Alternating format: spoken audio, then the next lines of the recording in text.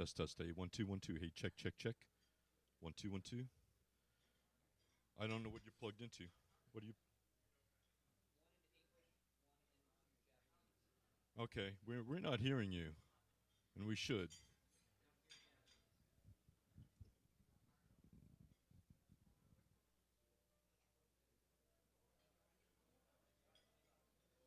Hey, test, test, test. 1 2 1 2. Hey, check, check, check. Yes, it is going. You sent me the signal. English on 10, Japanese, and this is mic level. This is line level. Okay, aux 1 and 3. Aux 1 and is up. Aux 3 is up. Aux 2 is up. Aux 4 is up for the Japanese.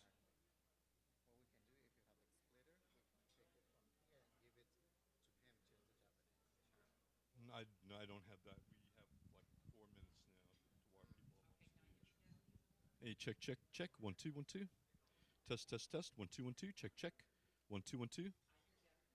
Okay. All right. As you should. Hey, check, check, check. 1 2 1 2.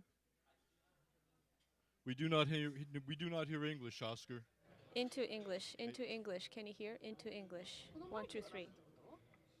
Okay. Hey, check, check, check. 1 2 Can you 1 hear? 2. Now I'm going to the house. Can you hear? Hello? Hello? Okay. Can you hear? Just Into so show you English. it's working. Into English. Check, check, check. 1 2 1 2. Into English? Into English? You told me it would Into flow English? out of your system into. Into English? Okay. Hey, test, test, test. 1 2 1 2. Testing? Check, English? English? 1 2 1 2. I cannot touch the volume 1 2 here. 1 2. Check, check. English? English? 1 2 1 2.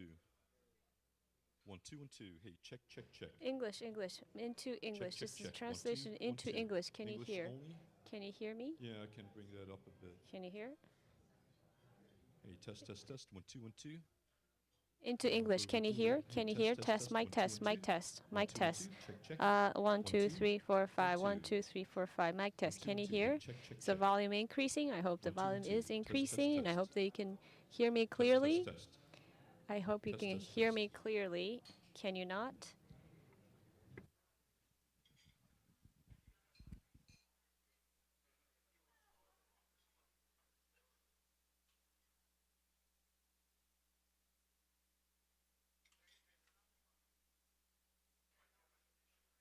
One, two, three. Into English. Into English. Can you hear?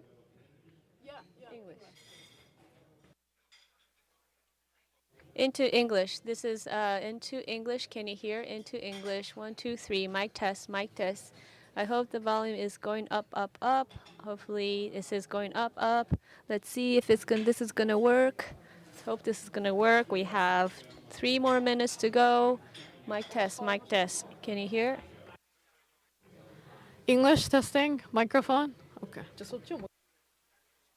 Okay, is this the problem? Is this the mic? Is this mic working? Can you hear into English? Mic test. You can hear? Good, good. Okay.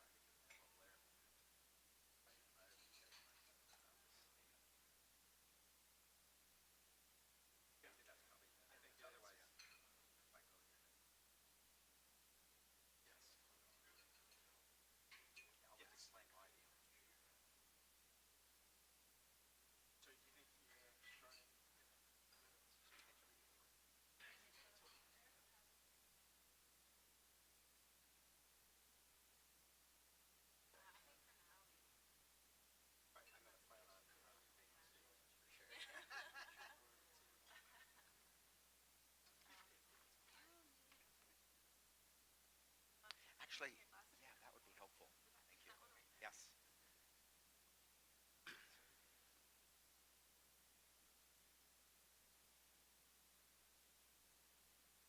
Thank you.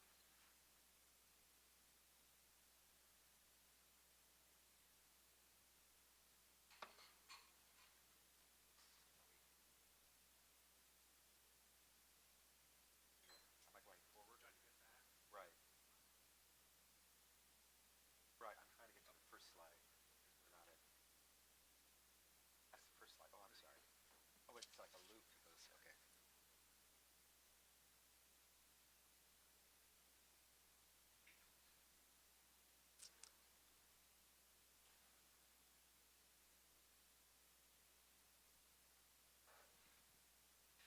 Thank you all very much for coming. Can you hear me in the back? Okay, great.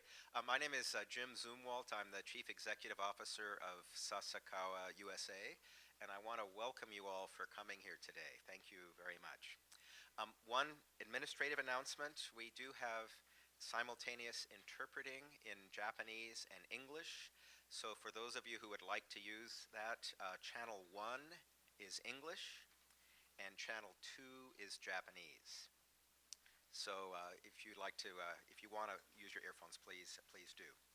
I'm going to quickly turn things over to our illustrious panel, but I wanted to make one more announcement, which is our American panelist, Admiral Dennis Blair, is right now at the White House with President Trump, as President Trump is making an announcement about some China IPR-related trade issues. So he will get here as soon as he can.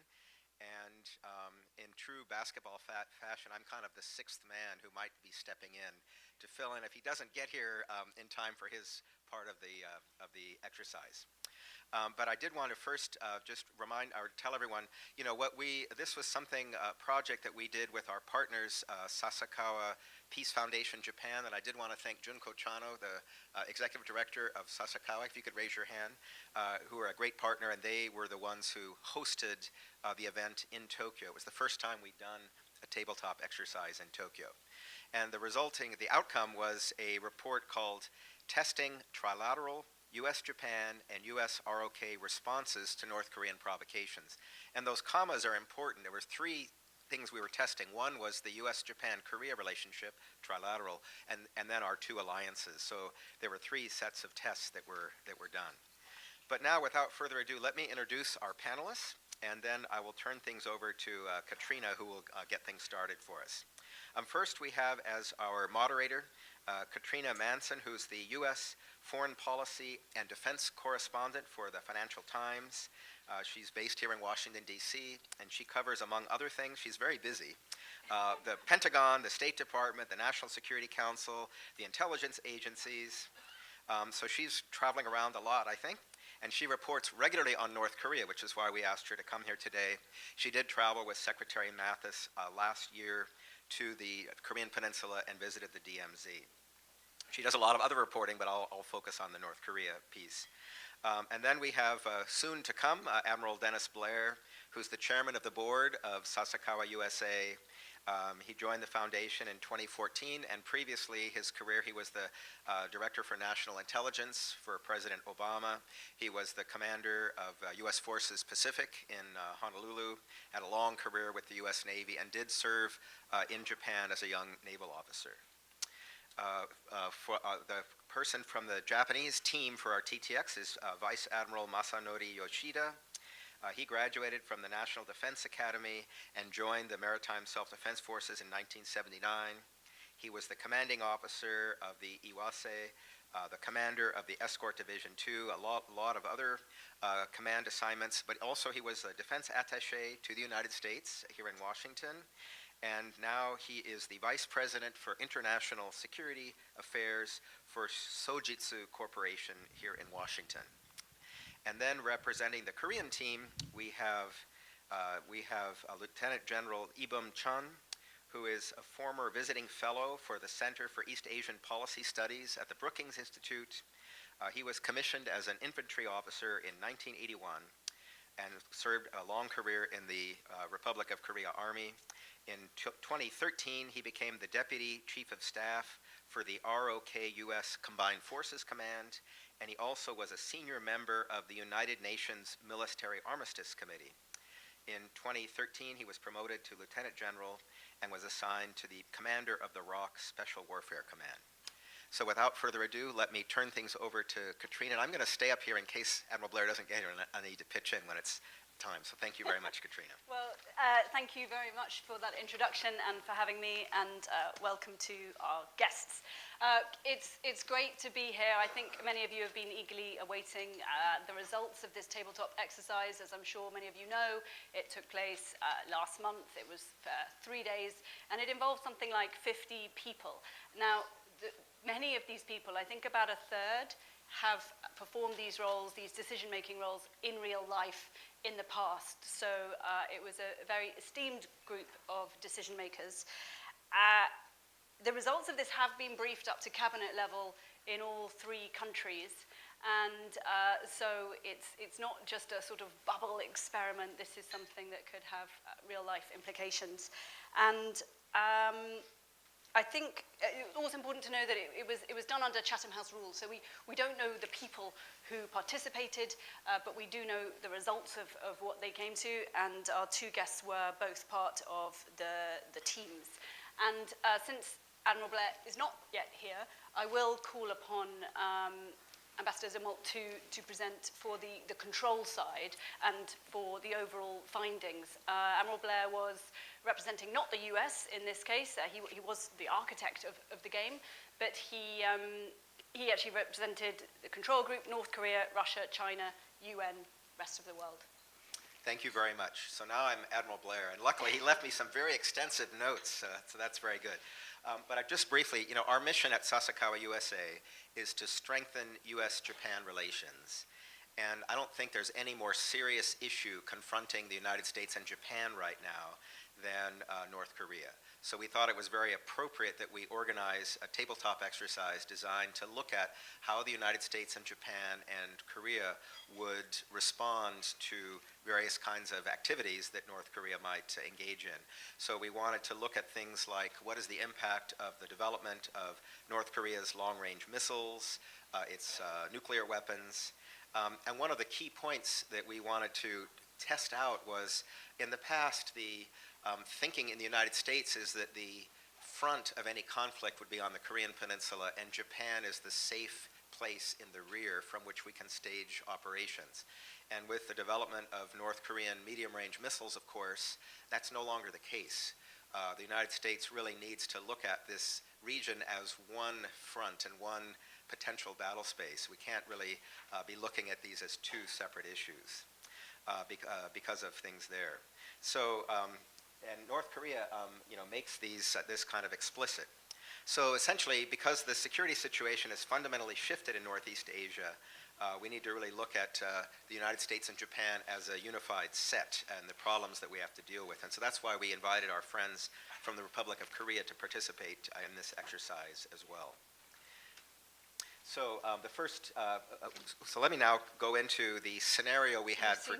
Our guest has arrived. Oh, I'm sorry. Excuse me. You've come. Okay, great.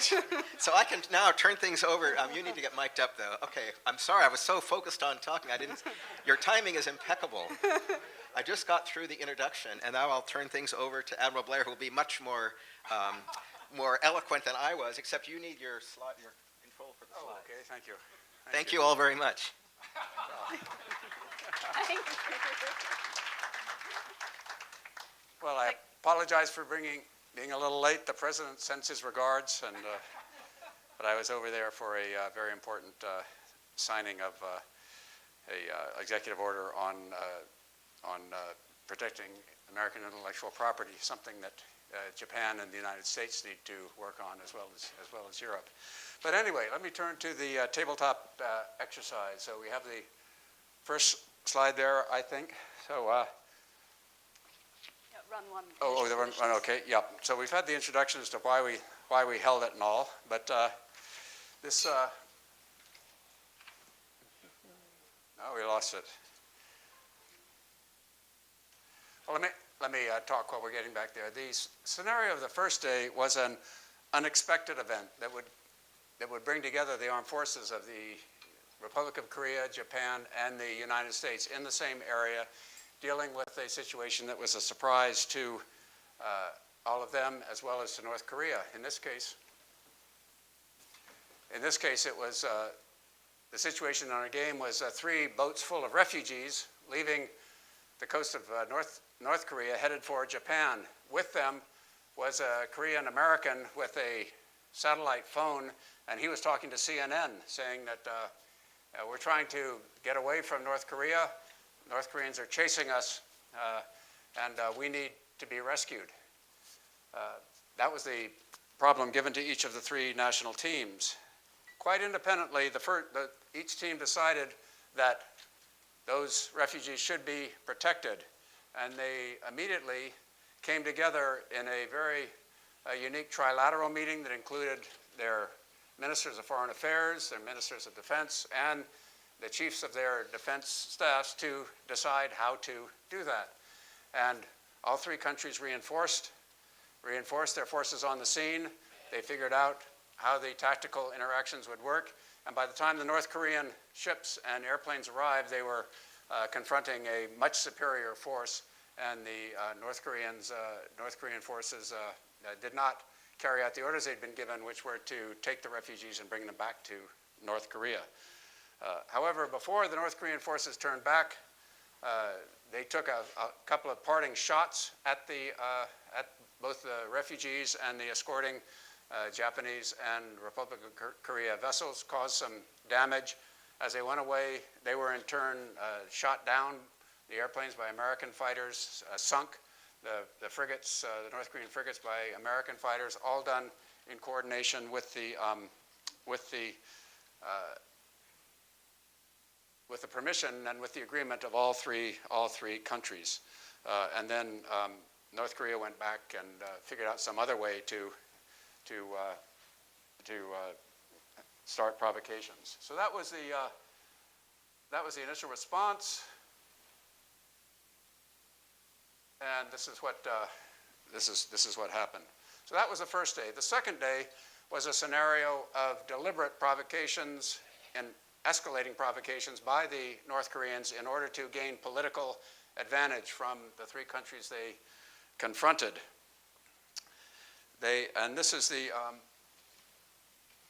This is how it started. The basic North Korean game book in this case is to provoke, escalate, provoke again, seek concessions, but always avoid triggering a major war. Always operate below that area that will start a major conflict with the United States and Republic of Korea and Japan. This was the initial provocation by the North Koreans. They started.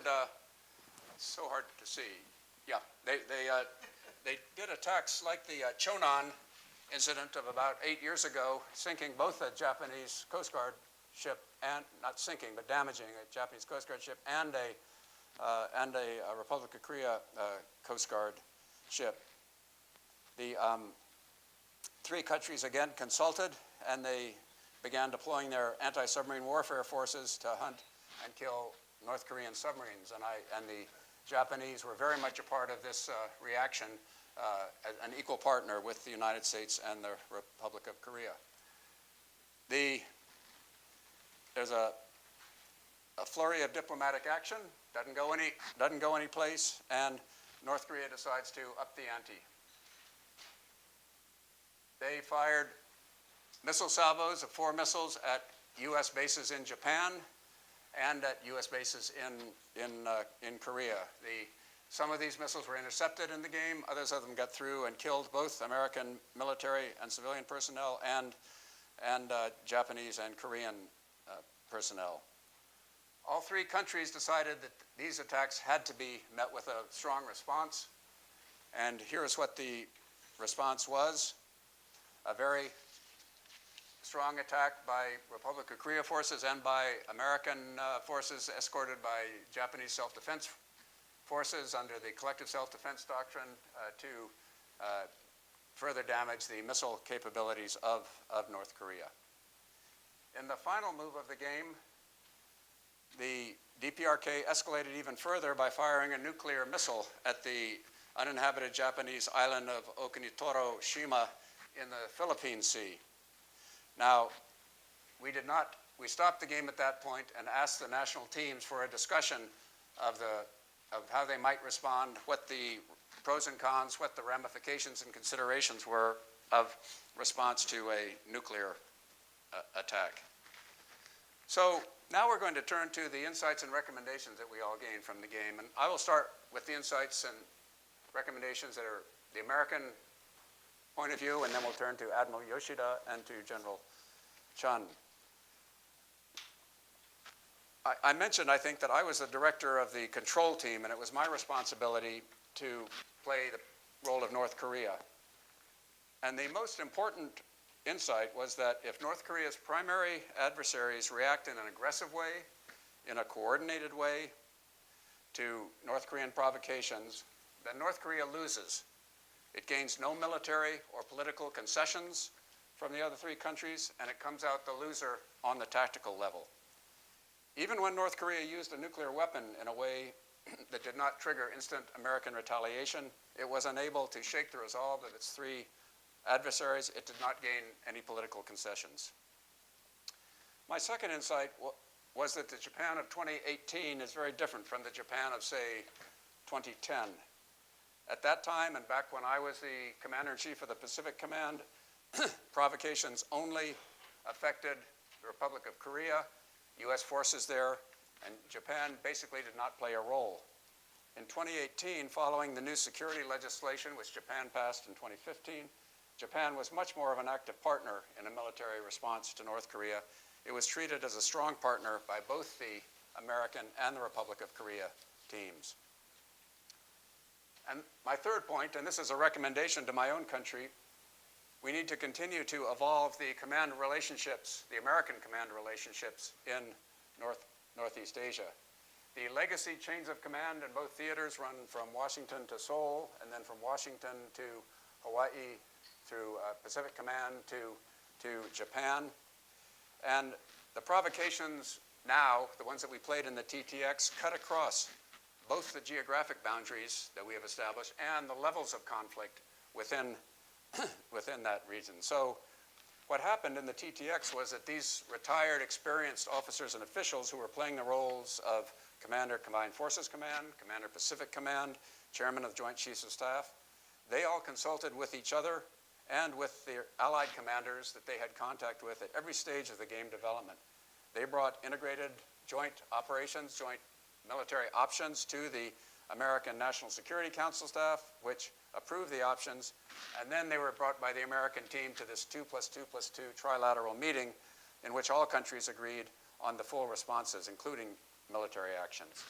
Now this process perhaps operated a little bit more smoothly in a game setting than it does in real life, but from talking to people who are still in these responsible positions, that idea is gaining force and gaining reality within our three defense officials and officers, and that's a very good sign. It's what we have to do in order to deter North Korea from even trying these provocations, and certainly in handling them if they do occur.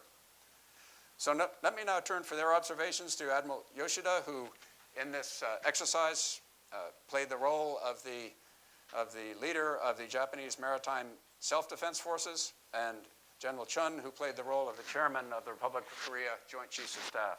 Admiral Yoshida. Thank you. Here's your weapon. Thank you.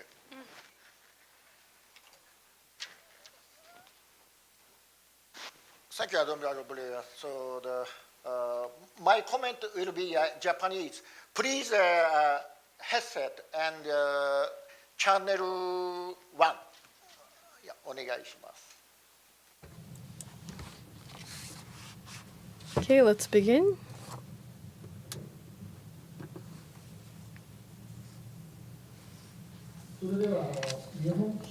So before I start reporting on the Japanese perspective on this TTX, on behalf of our team, I would like to express my deepest appreciation to Admiral Blair and Sasakawa USA for having planned and also controlled this great TTX. And of course that Sasakawa Peace Foundation Japan for their full support. So again, thank you so much. Also, I'd like to express my utmost respect to all the fellow players from the US and the Republic of Korea for having generously shared their expertise and experience. In the 40 years of my experience as a naval officer, I participated in many TTXs and war games as a player or controller. But this was the first TTX packed with many ideas and excitement, but in a realistic way. So this was my first experience in that regard. Also, this was the first TTX that exhausted the players' energy so much.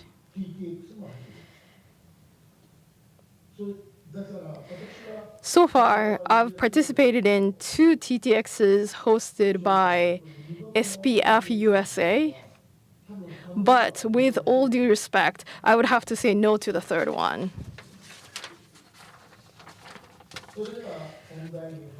But anyway, going into the meat of our discussion, please look at the slide.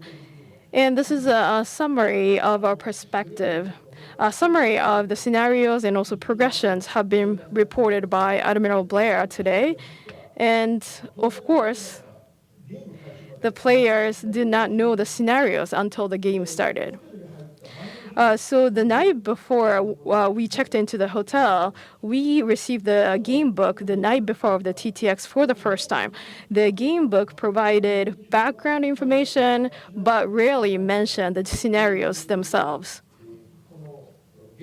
So we went into the war game with a very fresh mind. First, to be frank, I'd like to share our impression of these scenarios. The biggest feature of this TTX to the Japanese players was all the provocations by North Korea occurred in Japan or in close proximities to Japan in the courses of all the runs. So why was this significant? Since the end of the Cold War, Japan had been used to a long recognized scenario of a conflict that had resulted in wartime in the peninsula, but Japan had limited its response to the situations in areas surrounding Japan. And to put in a framework, our scenario used to have been based on Article 6, not Article 5 of the Japan-US Security Treaty. Based on these assumptions, Japan had always had a supporting role for the US forces operating under the US-Korea alliance or as part of the UN forces. However, as you know, in recent years, especially since Kim Jong-un took over the regime, the intent and behaviors of North Korea have changed significantly with improvement of their nuclear and ballistic missile capabilities. The situation in Northeast Asia has changed dramatically. Simply put, threat from North Korea to the 3 countries is now leveled. And no one can predict where the first battlefield is going to be. With these changes in national security, the Abe administration led transformational changes in the Japanese national security system in 2015. I'd like to mention 2. First is the new legislation for peace and security, and the other is the new guidelines for Japan-US Defense Cooperation. These transformations now enable us to respond seamlessly to any situations from peacetime, gray zone, to wartime.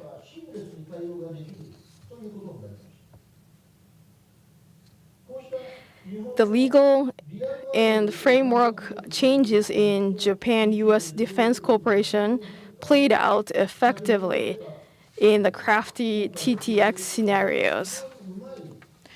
I think we were able to take advantage of the real world changes in these scenarios. So as Admiral Blair mentioned, Japan was able to act as one of the main characters, not as a passive bystander. I think that was the biggest change for the Japanese players.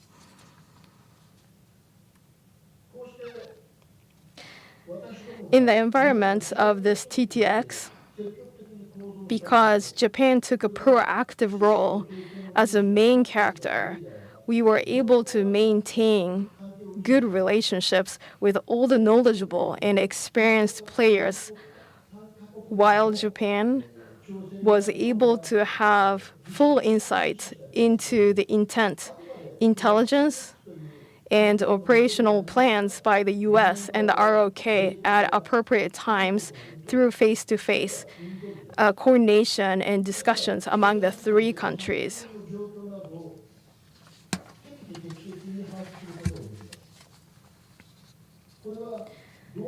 So in our alliance, the traditional communication had been hub and spokes, where the US had all the situational information, while the ROK had been blind to Japan's situation and Japan to the Korean Peninsula.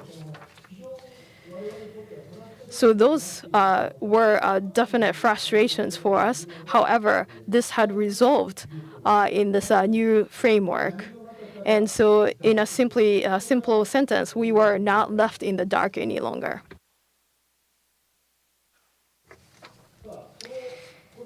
I have thus far touched upon the positives or the strengths that came out of the TTX. But there are also negatives or weaknesses that were revealed through TTX, and that has to do with NEO issues. This is an extremely tough issue, something that was not resolved even with excellent trilateral coordination mechanism in which diplomacy and military operations function well. For any nation, protecting its own people is of the utmost priority. But because of that nature, we are faced with the question of sovereignty, timing of NEO, which is closely tied with each nation's situational awareness and at times has to do with loss in its economy. This issue also is closely tied to military operation. This latest TTX, which was presented earlier, this TTX has presented a new situation in which Japan is attacked before any other part of the world, which means that Japan will no longer be able to serve as the safe haven for people of other countries. I believe we need to earnestly seek a way to come up with a new way to deal with possible situations.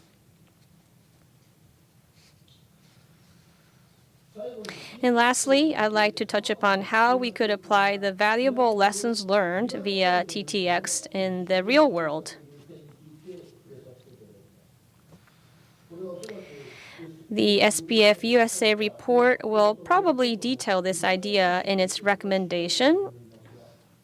But in short, with the common goal in mind, we must share trilaterally what have been accumulated through the bilateral relations, namely Japan-US and US-ROK alliances since during and post-Cold War.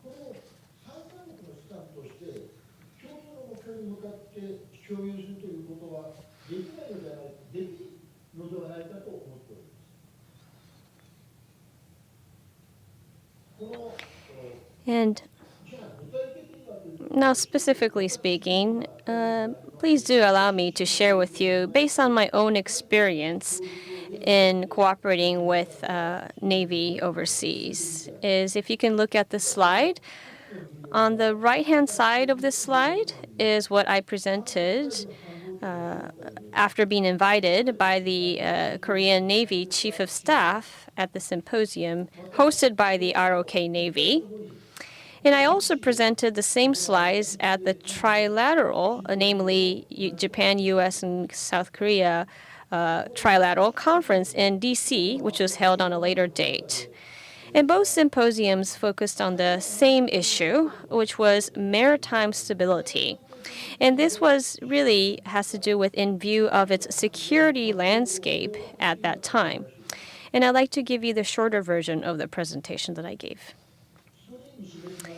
As you can see in the slides, Japan and ROK each has strong alliance relationship with the United States, but comparatively speaking, the relations between Japan and ROK is rather weak.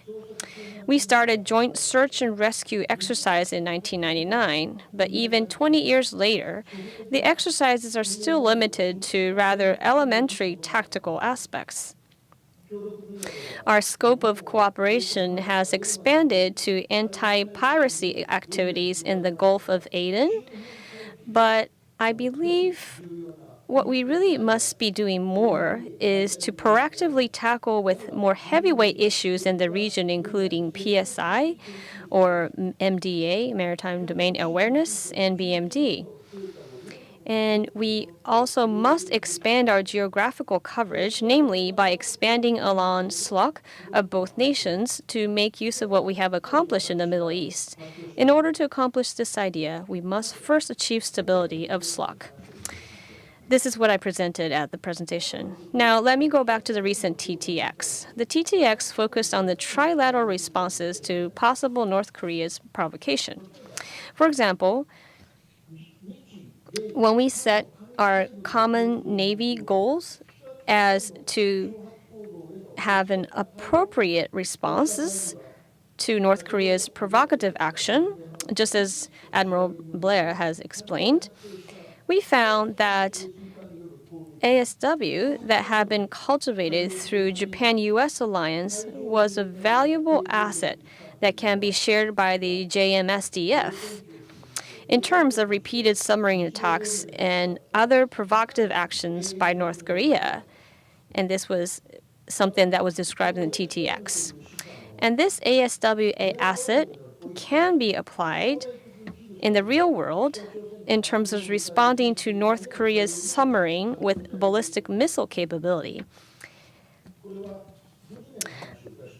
And I mentioned the military perspective, but I also believe that there are quite a good amount of assets cultivated in each alliance in the political and diplomatic fields as well. We must share such assets among the three countries and to develop them together. This concludes my message. Thank you.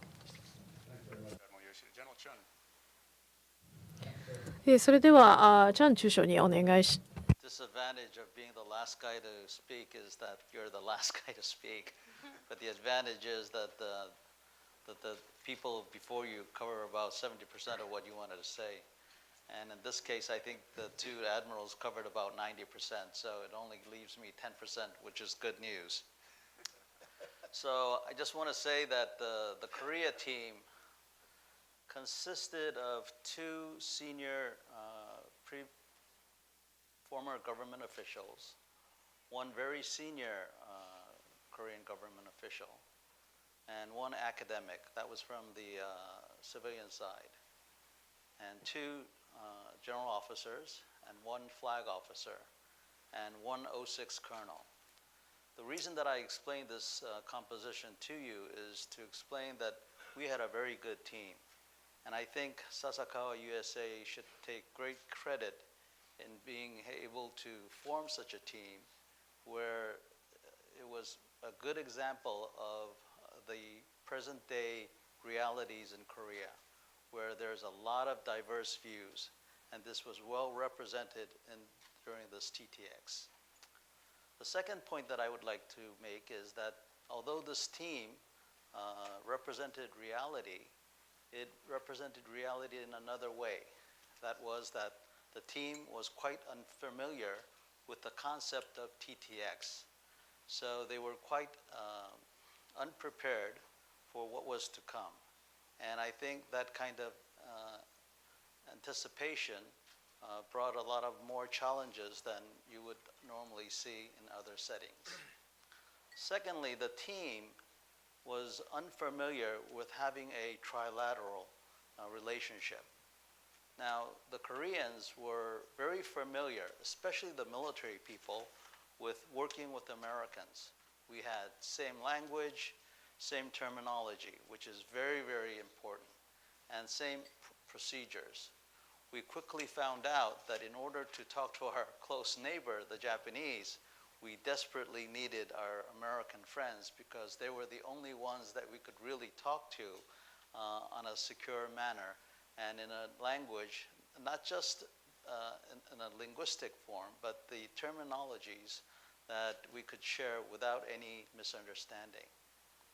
One of the final challenge was towards the scenario. I must be honest in saying that the Korea team was hoping for a less provocative situation where the three countries could cooperate. Ships shooting at each other, nuclear missiles flying off, and missiles flying off were uncomfortable for some of the team members in my team. On the other hand, the diverse Korea team all agreed that we found the trilateral cooperation to be very, very important. Now, this might sound, very normal to a lot of you, but for us, I think it was an eye-opener that we found that having a trilateral discussion in our area was important. It was important for the interest of each of the key players that participated. Secondly, I think it was important for the Korea team to realize that it could be done. That we thought that despite the many challenges that we have towards a trilateral cooperation or talk, that it is possible. Now, adding to that, in the real world, where people in government holding real jobs, and all of us had those positions, know that we can only say so much. But in a more free and open atmosphere, we were more comfortable in being ourselves. And I think that's where the Korean team realized that this kind of trilateral TTX is very, very important, and that it could lead to further events and opportunities where the three countries could actually cooperate for an event that everybody would rather have not happen. So I think the moral for us was that this kind of TTX should and must continue. Now, it seems very obvious, but it was a very different attitude from the attitude that we had on starting day, because we were some of us, Koreans, were reluctant to participate in such a provocative scenario. But yet, at the end of the day, we realized that it was in our best interest to cooperate, and that cooperation could be possible. And I think that that is where the most value was gained by the Koreans through the TTX that was provided by Sasakawa USA. And sir, thank you very much. Thank you very much, gentlemen. We will open it to questions. I'll start, but we have about 50 minutes. And do try and catch my eye if you might have a question. Thank you. But if I can just start, General Chun, you explain very well the reluctance and the difficulty of the team at the beginning. And you also refer to the provocative actions making people uncomfortable. Do you have a sense that there was a misrepresentation of what the North Koreans might do, and that the whole scenario was an unlikely one, is an unlikely one? Or do you feel, did your team change their minds as you went through it to think this is a very real scenario that we could be dealing with? Well, Katrina, I think the Korea team, the scenario itself was quite realistic. It's just that I think it was only natural that the Koreans, which is in the center of the battlefield, would instinctively be reluctant to imagine, their country becoming a battlefield. And that's where I think the reluctance was was not that it was unrealistic. So I think for the Koreans, at that point where we had the TTX, we were looking for a more peaceful outcome rather than missiles shooting off. And that was where the reluctance was, not towards the actual reality of the scenario or anything like that, but just where we were coming from. And in your team, how did you manage the diversity of views that you mentioned? Obviously, South Korea is a country that is grappling with real spectrum of views on the civilian, diplomatic, and military side. What were the key points where your own team looked in on itself and felt we are uncomfortable even coming to a unified position? Yeah, we acted like a democracy. We took a vote, but we were very polite to our seniors, and we put things very politely. But I was very happy to see that all the aspects. Some of our members were very, very conservative, and they were not skittish in telling these very senior people that, sir, I don't agree with you, and we have to do this. And I think some of the actions that the Korea team showed were prudent because some of the team members had their feet on the ground. So, If I could just add, Katrina, from the point of view of the control team that was imposing these North Korean provocations, it's precisely that reluctance to believe that this is actually taking place and that military force is actually happening that North Korea takes advantage of in order to gain short-term wins. So from the North Korean point of view, we were pushing right up to the point that we thought we could take advantage of the generally peaceful nature and the general wish for stability that is true in Japan and the Republic of Korea. So that's I don't think we should lose our general peaceful intentions, but that is something that puts us at a disadvantage at these low-level provocations. And Admiral Yoshida, Yes. Thank you. You talked about Japan gaining realization that, of course, Japan is now potentially a battlefield in a way that South Korea is framing its reluctance to acknowledge perhaps that it could be a battlefield.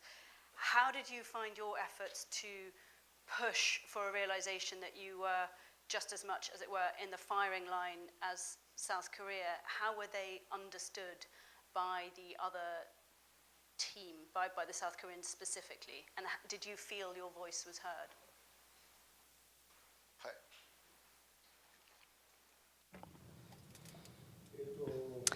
Yes. You see, within the scenario, to tell you the truth, to be specific, there will be something on the sea, such as escort ship, so damage to the escort ship or cruise ship or wherever that the ballistic missile fell. It will be something outside of where there's residents or humanly or there any population. So that is the assumption of the TTX. So in terms of that, there wasn't really no effect to our, emotionally speaking. However, just as General has mentioned related to that, you see, Japan to receive the attack first, more before any other countries, or have casualties, to have a heightened tension in Japan.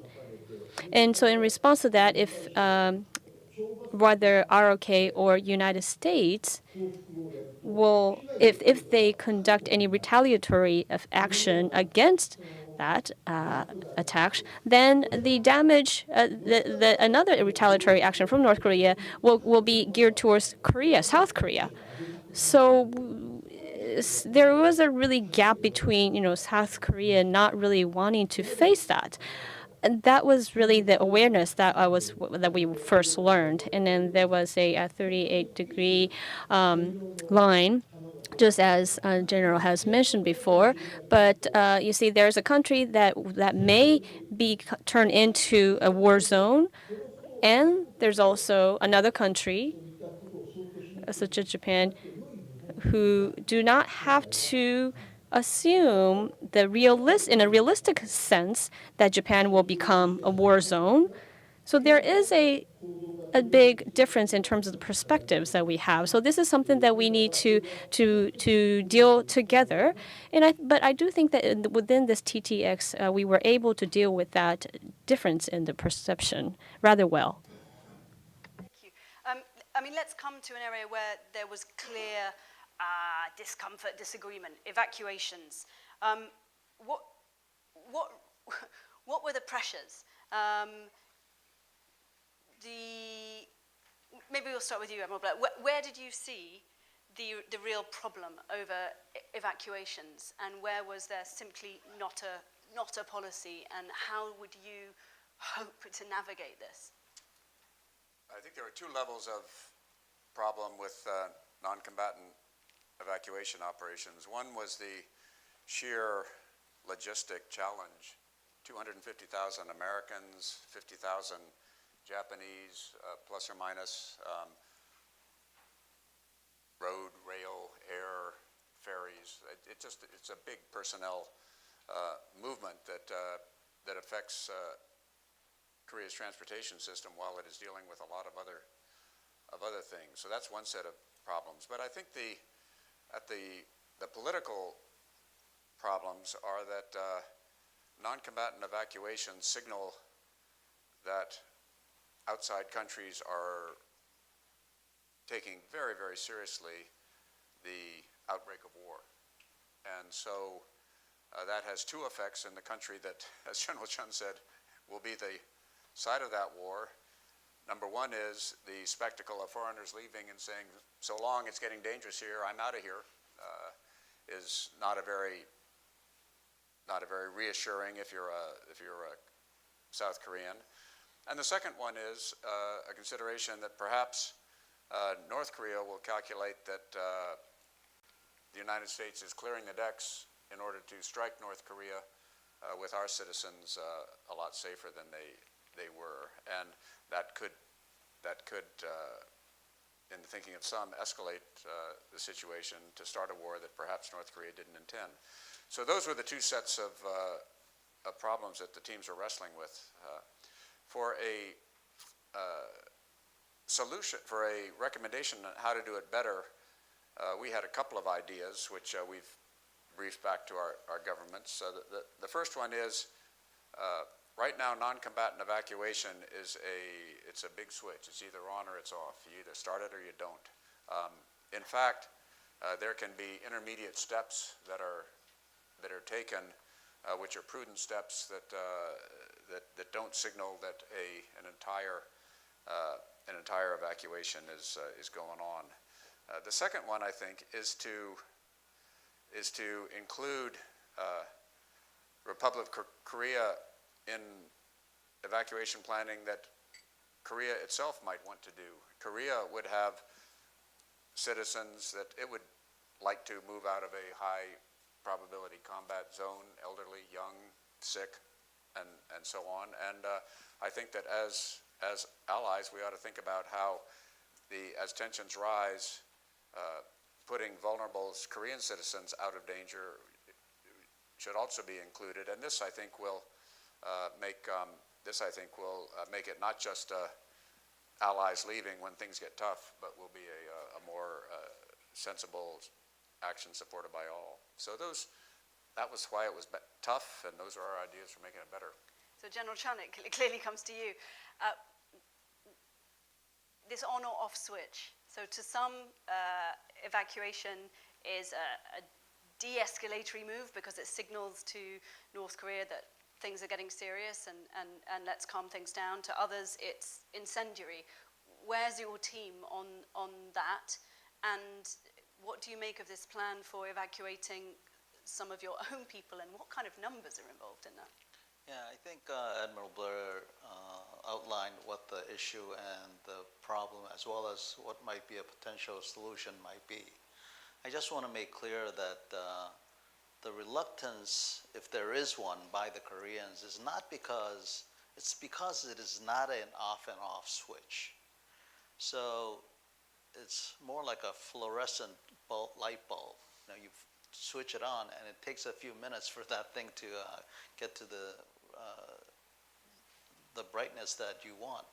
So I think all nations who have citizens on the Korean Peninsula need to realize that the Korean government needs time to get the vehicles, to get the trains, to open the roads, and implement the plan. So if you think it's going to be a light switch, that's where the problem is. Consult with us, tell us what you need, give us some time so that we can do our job, I think was a good lesson for us. And so our team was trying to figure out how we're going to support this and to help our guests as well as our own residents to realize that it's going to take some time. Would you let Japanese jets land? Civilian jets, I guess that would be no problem. There was some discussion about military aircraft, and we thought that we would need more cooperation and for that to happen. And even if you do this in an incremental way, once the fluorescent light bulb is on, what do you tell your own people? What message does it send to your own people at this point? It's North Korea's fault. They started it. And what about evacuating your own ill, young, elderly? How many people would be in that number, and would you be making exactly the same preparations for them at the same time, or would you be damping that down? That was not discussed in the TTX, and I think I would be remiss if I were to talk about that in this setting, but let it be assured that the Korean government has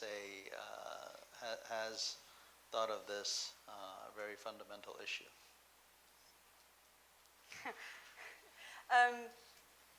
Another thing that was only semi-discussed is the very explosive end of this experiment, which is the detonation of a nuclear bomb.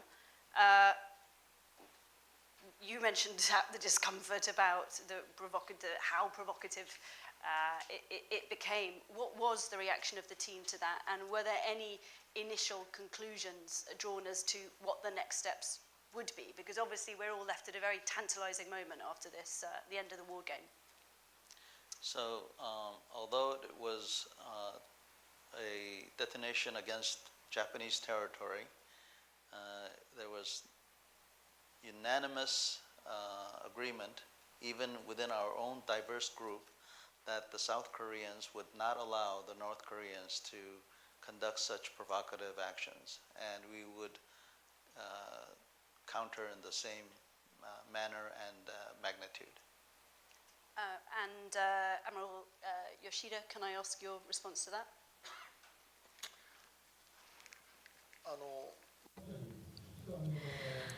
Yes, this was the discussion on the second day, toward the end of the second day. So in the Pacific Ocean and also uninhibited island, which was 80 miles away from the mainland of Japan. And Admiral Blair, I think you put this in a very tactful way. I think how you interpret the scenario definitely changes your tactics. And the discussion we had in our Japanese team was that part of the team was very concerned about the close proximity or vicinity to Guam. And so taking this provocation from North Korea, maybe North Korea was sending a message by choosing this specific location. And so if we would interpret this location and try to decipher North Korea's attitude, maybe the answer was not or is not binary, 0 or 1. So maybe they were sending more nuanced message from North Korea. Even though they used nuclear missile to this island, so Japanese team decided to take this sort of reluctant or rather conservative interpretation. And so I remember this discussion at the end of the second day, and so this was very difficult. However, I'd like to say my personal opinion, and so it was rather more difficult, or rather going to a reasonable interpretation, because we're coming from this highly experienced and also high expertise in this military or defense policy. So I think we were rather stuck on the technicality of the situation. So we didn't have the more liberated discussion. Admiral Blair, what did you make of it? Right. As I said, we did not force the teams to come up with an actual move, but in the discussions among the three teams, there were several important points that came up. I think the most important one was that all teams agreed that had this nuclear attack taken place on an inhabited piece of ground, either Japanese or Korean, all three teams would have advocated that the United States fire a nuclear weapon at North Korea. That the terms of our extended deterrence would come into play at that point. There was discussion of whether the United States should conduct its own demonstration on an uninhabited North Korean island, sort of a complete equivalence, and that was rejected by really all three teams. They thought that was an irresponsible act. The United States didn't need to prove that its weapons worked. That was known. So between those two, then the discussion really revolved around what sort of other actions should take place from a non-nuclear attack on Korea to attack all of their military and their missile and defense and nuclear facilities that you can hit, to even further tightening of economic sanctions. And that was where the sort of the mixture of responses really played. But I think, as we all know, back last summer, the foreign minister of North Korea threatened just such an action. Said that the next thing you'll see will be a nuclear missile fired into the Pacific as a demonstration, and we expect our demands to be listened to at that point. And although there was a range of discussion on what the response should be, there was no suggestion by anyone that the reaction should be some sort of political concession to North Korea. Thanks. Can I see a show of hands of how many people have questions as we are at the moment? Great, okay. And do we have a microphone? Super, okay. Well, let's start with you. Thank you. Adam Shu from Voice of America Mandarin Service. I do have a question regarding one point mentioned at the end of the scenario where you mentioned China with over 1 million citizens residing in South Korea that could have been used as a leverage, maybe in this scenario. Can you comment on that? Right. I think the realization came a little bit late in the TTX that while we were worrying about 250,000 Americans and 50,000 Japanese, here were 1 million Chinese businessmen, tourists, and so on that were in the Republic of Korea. And we were playing the control team. In the control team, we were playing the role of China. So China was very much trying to wind down the confrontation, to mediate, to act as a diplomatic go-between. And I think that part of the motivation from the Chinese point of view was that they had citizens there that they were worried about.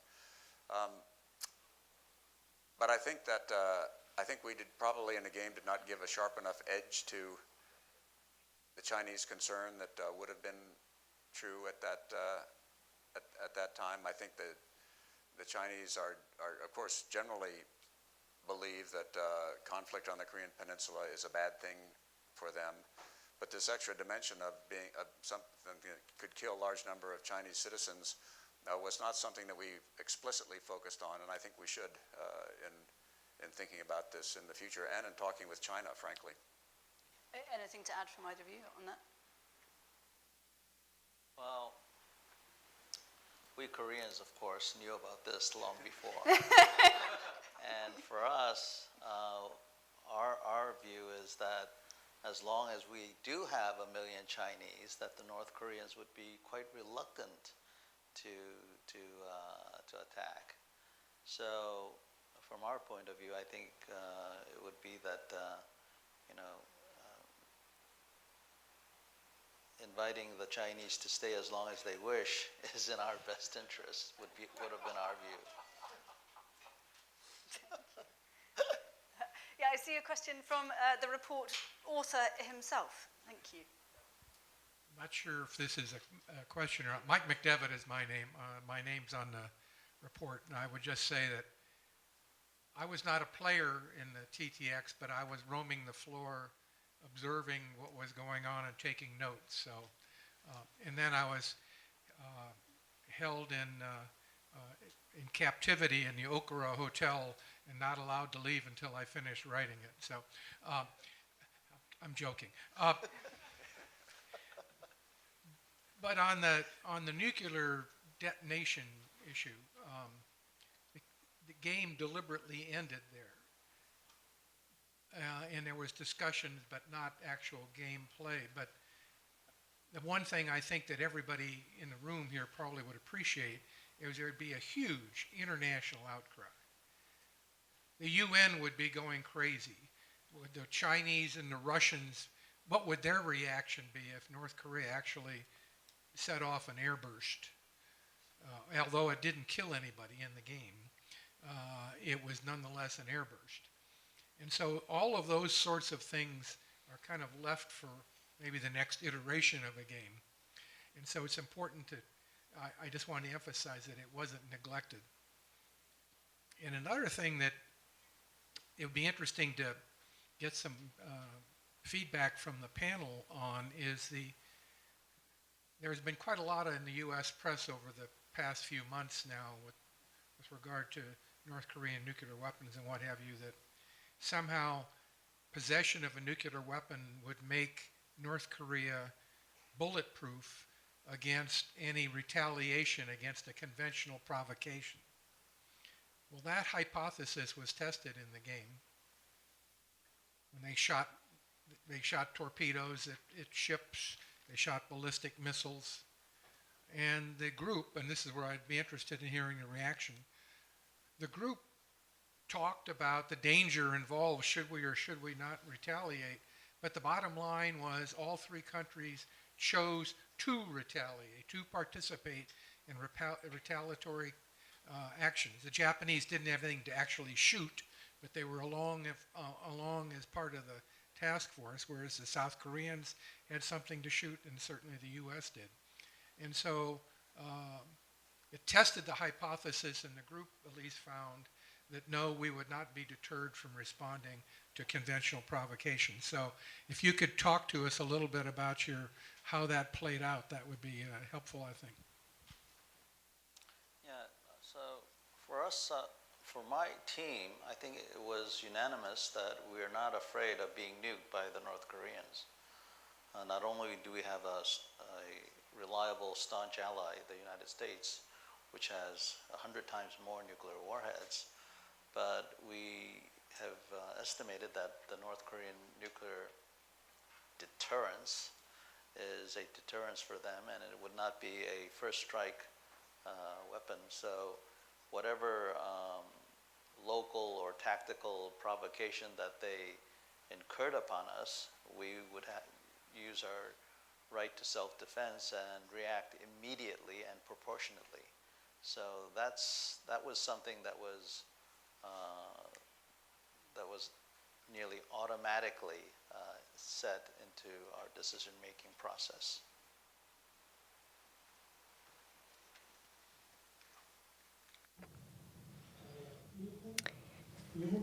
In terms of Team Japan, just like Mr. McDavid said, we really don't have anything to launch in terms of deterring any attacks.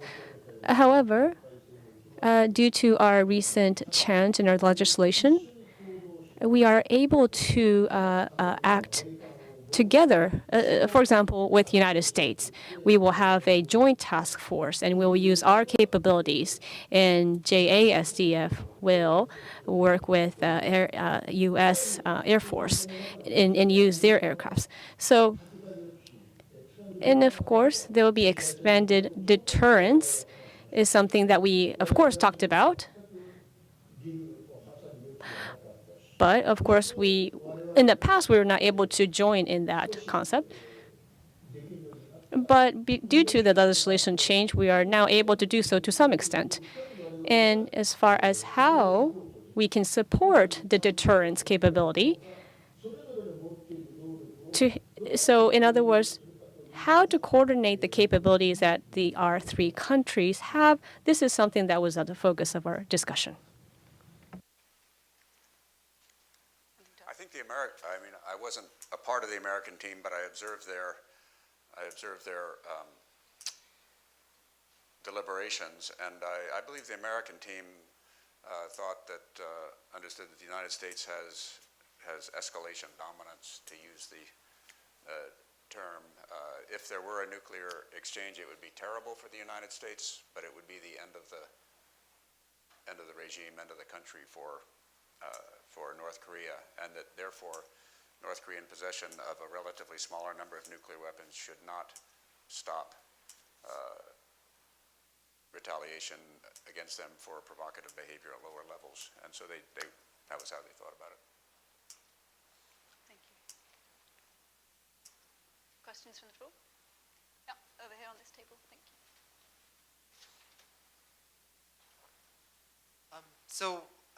One of the recommendations from the report talked about a 2+2+2 with including foreign ministers, defense ministers, and military officials from the three countries. How would this be affected by South Korean resistance to the formation of like an actual trilateral alliance between the US, Japan, and South Korea? Thank you. Yeah, I think 2+2+2 equals alliance is a real big step. So, 2+2+2 is 6, right? So it's a good number to hold good discussions. Alliances will take time, but it'll take effort, and it's a good start for an effort.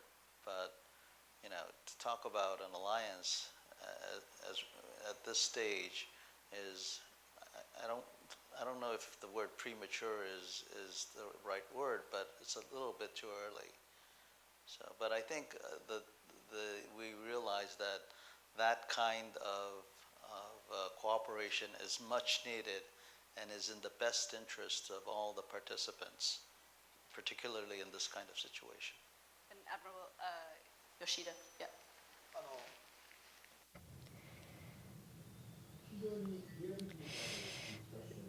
We had a discussion really based on a really realistic situation. In terms of 2+2+2 is really about a coordination mechanism.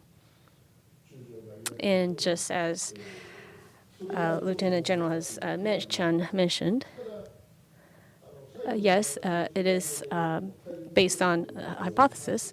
But just as I presented in my presentation, you see, in Japan, we actually have same experience. We have U.S. and Japan alliance. There was a time during Cold War that we were not able to use that word alliance in terms of the Japan and U.S. relations. I was a young officer, and then Admiral Blair was already at a very high position. But at that time, we were not able to use the word alliance. So what we did was that beyond the horizon, we just continue to hone in our skills. We worked hard in improving our capabilities.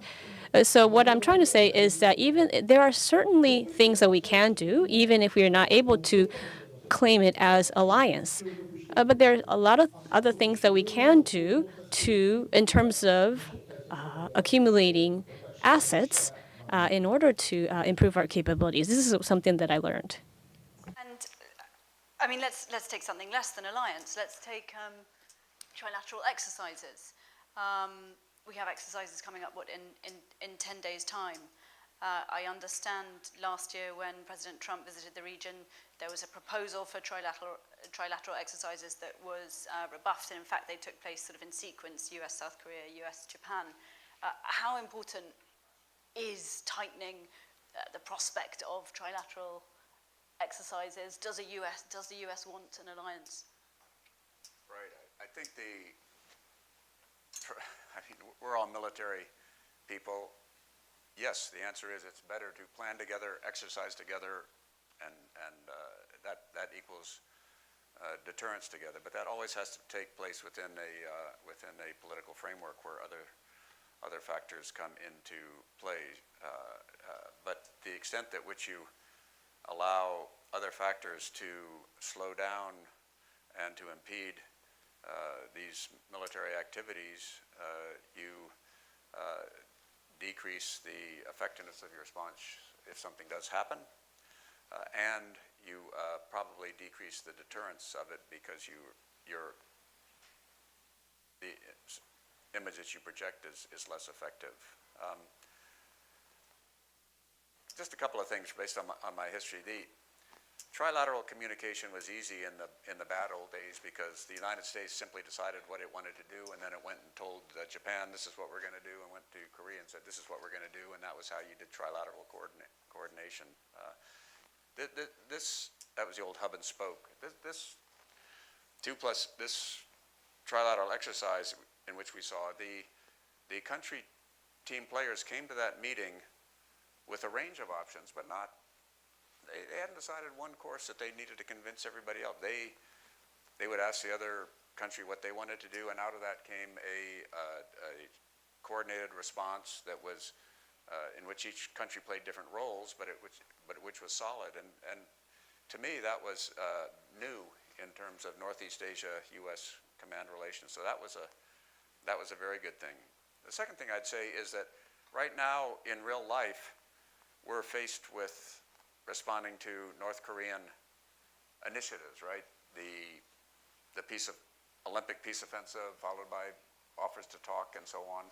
And I think if you read the paper, you find, I think our foreign ministers are set to meet next week. Our national security advisors met last weekend, and our military chiefs, I think, met 2 months ago. So, in fact, you're having sort of an asynchronous 2 + 2 + 2 that's taking place right now in real life.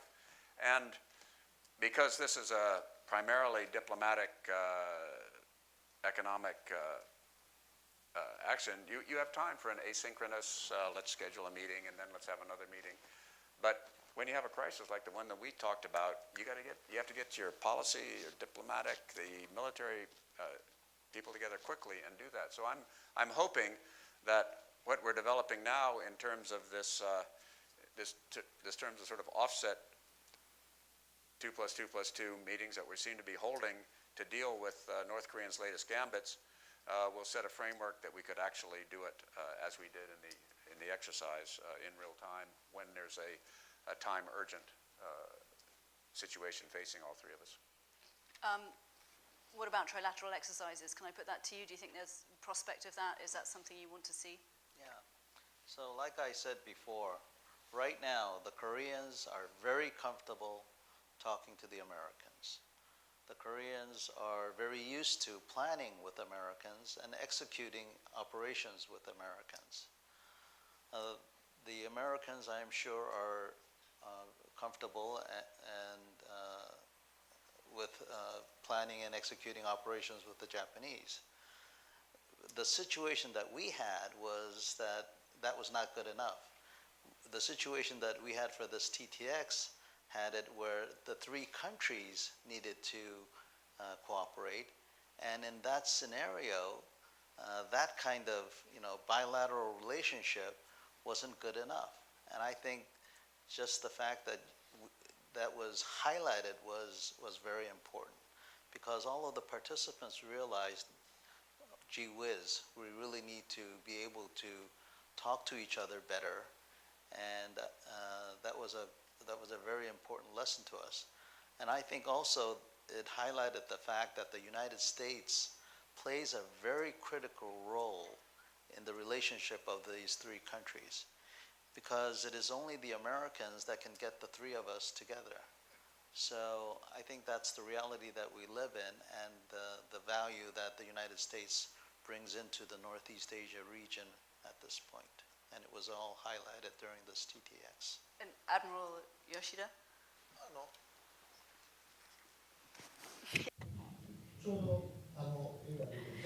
Please look at the slide. I think this speaks for this discussion very well.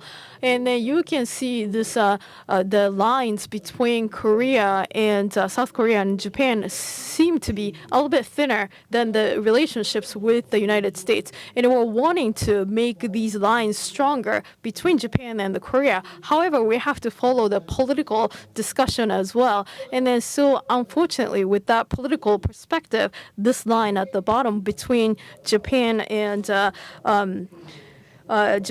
Korea is still thin. However, we worked together for DMB purposes, and then so in that sense, we do have the trilateral exercise together.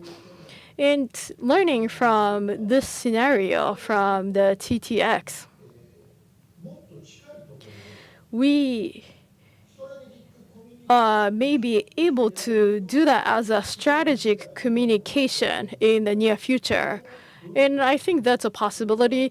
We have to put our efforts in. And also, we, through this TTX, we share the same interest, for example, for PSI. And I think this is a very focused topic for this time. And so Admiral Blair may yell at me by saying this, but the United States is over the horizon, so it is difficult for us to see clearly. So there's no direct visibility from us. Any last question from the floor? Quick one, yep. This is very short, but I would encourage those of you who have a copy of the report to look at page 29 sometime. You don't have to, and read. Very obedient crowd. Right, and read the first insight there. It says seek de-escalation and an end to hostilities. It's a very important statement of how the teams reacted to the use of force by North Korea and why it did not lead to general war on the peninsula. And I think there was one question back here. We have time Oh, for. with that? Yeah. It was a question here. Yeah. Yes. Thank you for having this. I'm Yukio from Okinawa, Japan, and since I'm from Okinawa, I'm so interested in what's going to be the role of U.S. forces on Japan, especially on Okinawa, on this TTX. And I have one more question. Do you have any kind of implication for decision making for lawmakers since you publicized this TTX on this timing? These two questions. Thank you. Who'd like to take that? Could you, let's see, make sure we understand it. Did Okinawa play a role in the TTX was question number one, and question number two?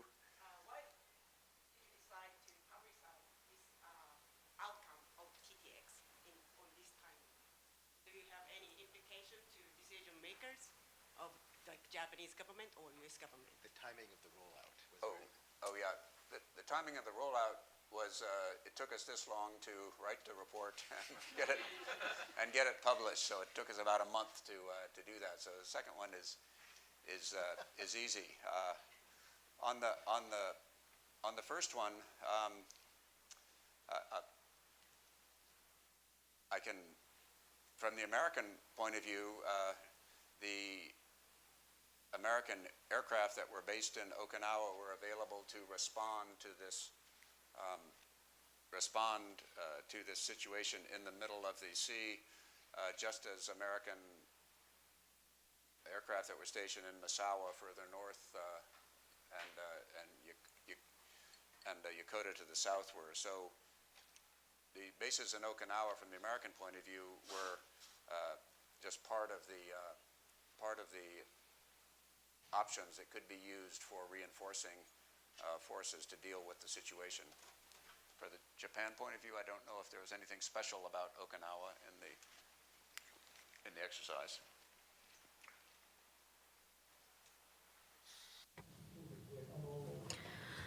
Thank you for that question.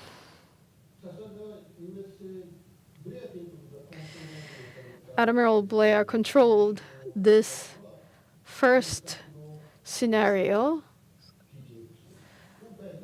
Oh, so not this one, but the previous one. This was revolving around the Senkaku Islands. And then the second one here was about North Korea. And of course, when we talk about the Senkaku Islands, Okinawa is a critical part to that. And when we discussed this North Korea scenario, Japanese team members never forgot about what it meant for Okinawa. And so we talked about what was happening, the contingency happening in the Korean Peninsula. We talked about what the implications were to Russia and also Okinawa. And then so those surrounding implications were never forgotten in our Japanese team members. And then geographically and also strategically speaking, we always have, for example, Okinawa in our perspective. So I think that's my impression. Before I hand over, I'm going to try one last question, which is that you were playing North Korea in all of this, and you have North Korea doing some really interesting things, and we've seen that there are genuine divisions and lack of communication, lack of lines between the three different teams, whether it's on purpose or through history or, for whatever the reason. How were you playing North Korea, and how easy is it, following this exercise, to split the three of you apart? Right. I was. It's always fun to play the bad guy. In TTXs, if any of you ever get a choice, choose to play the North Koreans. It's much more fun than playing your own country. But what I was looking for was splits that I could exploit between the three countries. For example, had one of the three countries in the refugee boat scenario responded weakly, then that would have left a chance for North Korean ships and planes to be much more aggressive, and then in their publicity about the event to reward the country that had reacted weakly by saying, "Oh, that was a prudent response," and then condemning the countries that have responded strongly and try to drive that thing wider. So I was looking for ways to do that. Same thing in the second scenario. The demands that North Korea made to each of the countries were demands that were in that country's interest, but were not in the interest of the alliance. And we were looking for Japan to say, "Well, I think I'll restrict the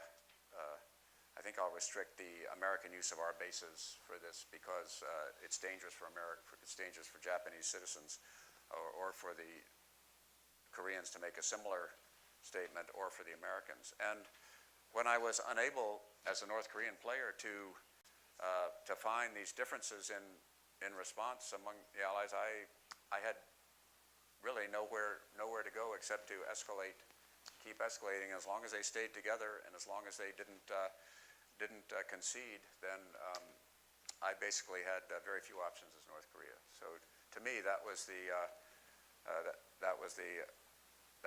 lesson of it. North Korea has far fewer chances to make gains, make mischief, support its interests if the three countries react together than it does if there's any difference in their policies. But you're playing them as a deeply rational player.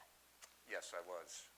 And 40 years of watching North Korea in their own twisted, brutal, dictatorial, hold-on-power terms, they are deeply rational. Thank you very much. Thank you to all three of you. And I wanted to thank all of you for coming here today. Just briefly, I think there's many journalists in the audience, and if you've not yet met David Bolger, David, could you raise your hand in the back, our media consultant? Please do get his card or talk to him. If any of you have follow-up questions you'd like to ask for Admiral Blair or myself, please talk to David, and he's very happy to arrange for answers to those questions. Or if you want any kind of an interview as well, please do talk to David. Could I please ask for a big round of applause for Katrina, for Admiral Yoshida, General Chun, and Admiral Blair. I think you've been a wonderful panel.